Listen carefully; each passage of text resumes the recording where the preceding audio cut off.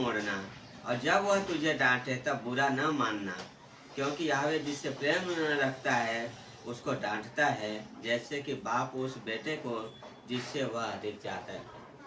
तो भाई ये जो प्रॉमिस है परमेश्वर का आशीष का, ये पहली बार नहीं है। व्यवस्था विवरण में भी जब हम पढ़ते हैं, वहाँ भी परमेश्वर इजरायलियों को क्या है, वादे करता है कि तुम मेरी आज्ञाओं को अगर मानोगे तो तुम पे क्या होगा, आशीष फलेगी, है ना। अगर तुम मेरी आज्ञाओं के खिलाफ जाओगे तो तुम पे श्राप रहेगा। आप पहले 8 अध्याय 10 अध्याय पढ़िए, वहाँ पे आशीष और श्राप के वचन है, जहाँ पे व्यवस्था विवरण में लिख रहा है मूसा, है ना। सो यहाँ पे परमेश्वर वापस उस चीजों को बोल रहा है ना, कि क्या है, अगर तुम क्या ये चीजें करोगे, ऐसा चलोगे परमेश्वर का भय मानते हुए, तो तुम्हारे जीवन में आशीष है, तुम्हारे पास एक अच्छा हेल्थ रहेगा, हाँ, और तुम्हारी उम्र बढ़ेगी। सो परमेश्वर बोला उससे शिक्षा से मुंह मत बोल, है ना। सो लास्ट टाइम भी मैं बोला था, बैक स्लाइडिंग का हमारा पहला स्टेज क्या होता है, हम परमेश्वर के जगह दूसरे को स्थान देने लग जाते हैं ना, परमेश्वर की शिक्षा की जगह दूसरी शिक्षा लेने लग जाते हैं। सो तिमुती में लिखता है पौलुस, क्या है, आने वाले समय में लोग क्या है, कान खुजलाने वाली शिक्षा पे क्या है, मन लगाएंगे, है ना। और वो दुष्ट आत्माओं की शिक्षा है, पहला तिमुती 4 जानता है ना। और ऐसी शिक्षा पे, क्योंकि वो क्या है, लोगों को क्या सुनने के लिए अच्छा लगते हैं, है ना। तो वो चीजें है। तो परमेश्वर जिसे प्रेम करता है उसे ताड़ना देता है, और जिसे अधिक चाहता है उसे कोड़े भी लगाता है। कारण क्या है, क्या परमेश्वर का कारण क्या है, क्योंकि वो चाहते हैं हम ग्रो करें। परमेश्वर हमारी उन्नति चाहता है, आत्मिकता उनमें उन्नति चाहता है, उस रिश्ते को मजबूती देना चाहता है। इसलिए परमेश्वर क्या करता है, ताड़ना देता है, इसलिए परमेश्वर कोड़े मारता है ना। तो बोलता है, क्या ही धन्य है वह मनुष्य जो बुद्धि पाए, और वह मनुष्य जो समझ को प्राप्त करे, क्योंकि बुद्धि की प्राप्ति चांदी की प्राप्ति से बड़ी, और उसका लाभ चोखे सोने के लाभ से उत्तम है। वह मूंगे से अधिक अनमोल है, और जितनी वस्तुओं की तू लालसा करता है उनमें से कोई भी उसके तुल्य न ठहरेगा ना। इस दुनिया में हम बहुत सारी चीजों की लालसा करते हैं। हर इंसान के अंदर क्या है, अलग अलग लालसा है, अलग पावर लस्ट, 3 तरीके की जो मेन लालसा है ना, पावर लस्ट है, मटेरियल लस्ट है, और क्या है, सेक्सुअल लस्ट है ना। तो ये 3 तरीकों के लस्ट से इंसान गुजरता है ना। तो ये क्या बोला, अगर बुद्धि की खोज में रहोगे, परमेश्वर से पाई हुई बुद्धि की खोज में रहोगे, तो ये सारी जो लालसाएं हैं इसके तुल्य नहीं है। ये लालसाएं जो इंसान कोशिश करता है, मटेरियल पावर, ये सारी चीजें, वो क्या होएगा, थोड़े समय के लिए मिट जाएंगे, थोड़े समय के लिए खुशी दे सकती है। लेकिन जो परमेश्वर की बुद्धि है, जो परमेश्वर का वचन से आया हुआ है, वो क्या है, हमेशा रहेगा, है ना। हमेशा हमेशा के लिए हमारे साथ क्या है, बना रहेगा, इटर्निटी के लिए है।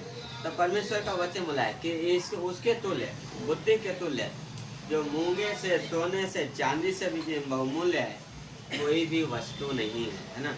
और बहुत अद्भुत है, बोलता है उसके मार्ग आनंददायक हैं, उसके सब मार्ग कुशल के हैं।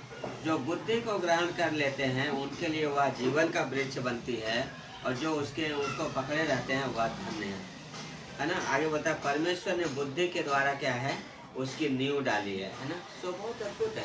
एक चीज और परमेश्वर का वचन गारंटी देता है, आगे जब पढ़ेंगे, और वो है अच्छी नींद। पता है, बहुत सारे लोगों को नींद की प्रॉब्लम होती है, अनिद्रा में रहते हैं लोग, जल्दी नींद नहीं आती है ना। मोबाइल चलाते, बहुत सारी चीजें, नींद नहीं आती है। कुछ लोग दवा खाते हैं, लेकिन जब परमेश्वर के पास आते हैं, परमेश्वर का वचन हम लेने लग जाते हैं, तो हमें एक अच्छी नींद भी देती है। ये गवाही है हमारा, जब खारघर चर्च में हम थे, वहाँ पे जो सुब्रतो दास थे, उनको 2 साल से बिना दवा का सो नहीं पाते थे, हमेशा वो जागते रहते, पूरी रात बैठे रहते थे। और वो दवा ऐसी है नींद की कि हफ्ते में 2 गोली से ज्यादा डॉक्टर रिकमेंड नहीं करते हैं। लेकिन जिस दिन वो चर्च में आए, उस दिन से उनको कभी क्या है, दवा की जरूरत नहीं पड़ी, हर दिन अच्छे सो रहे थे, है ना, अच्छी नींद आने लगी। जब उनके दोस्तों को पता चला कि उनका शुगर का बीमारी अचानक से खत्म हो गया, नींद की प्रॉब्लम चली गई, तो उनको गाली देने लगे कि ऐसा कैसे हो सकता है। लेकिन हाँ, वो बता क्या रहे, 20 साल का दोस्त, गहरी दोस्त, भाई के जैसा, वो गाली दे रहा है, माँ बहन की गाली दे रहा है, कैसे करे। पर परमेश्वर का वचन वो करता है। जब हम उस वचन को लेते हैं, जो मूंगों से भी बहुमूल्य है, जो सोने से भी ज्यादा कीमती है, वो हमें अच्छी नींद भी देता है, अच्छा स्वास्थ्य भी देता है, हाँ, और अच्छा हेल्थ देता है और पूरी आयु देता है। तो परमेश्वर के वचन में यह प्रॉमिस है और बोलता है उसी वचन में हमें क्या है, लगे रहना है, उसी वचन की खोज में लगे रहना है ना। सो ये वचन कौन है, यीशु मसीह है ना। उसकी खोज में लगे रहना है, उसमें बने रहना है और उसी से क्या है, हम फलवंत होंगे ना।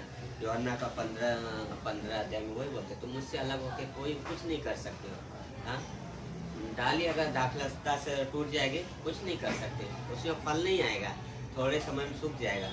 तो हमारा जीवन भी वैसी है, अगर हम परमेश्वर में बने नहीं है, संगति में बने नहीं है, वचन में नहीं है, थोड़े थोड़े समय में हम क्या है, ड्राई सूख जाएंगे, है ना। दिखेगा लेकिन क्या है, वो सूख जाएगा, है ना। समय क्या है, इस वचन में क्या है, चेतावनी भी दे रहा है, प्रोत्साहन भी दे रहा है और गारंटी भी दे रहा है ना। वचन हमें तीनों भी देता है, चेतावनी भी देता है, प्रोत्साहन भी देता है और गारंटी भी देता है ना। और वो है परमेश्वर का वचन। तो यही आज मेरा तीसरा अध्याय जो सुबह डिवोशन था नीति वचन का, उसी को पढ़ रहा था कि परमेश्वर का वचन बोला उसकी शिक्षा को नहीं छोड़ना, है ना। और हम इजराइल के इतिहास से ये देख सकते हैं, उन्होंने जब जब शिक्षा को छोड़ा परमेश्वर के, तब तब क्या है, तकलीफ में गए, है ना। और पहला कोरिन्थियों 3:10 अध्याय में वही बोलता है, जितनी बातें लिखी गई हमारी शिक्षा के लिए लिखी गई, है ना।